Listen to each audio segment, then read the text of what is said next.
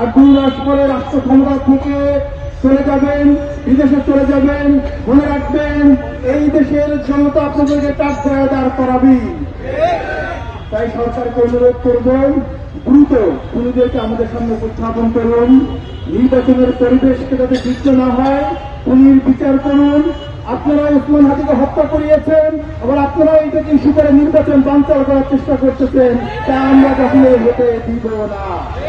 ওসমান হাদি বলেছিলেন ফেব্রুয়ারিতে দেশে নির্বাচন হতে হবে এবং সেই নির্বাচন করার জন্য সে প্রস্তুতি নিয়ে মাঠে নেমেছিল, কিন্তু তাকেই হত্যা করে নির্বাচন বাধাগ্রস্ত করার চেষ্টা হচ্ছে।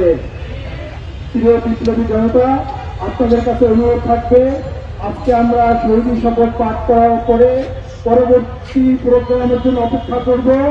পরবর্তী প্রোগ্রাম থেকে খুনিদেরকে গ্রেপ্তার করা না পর্যন্ত রাজপথ ছেড়ে আমরা যাব না ইনশাআল্লাহ।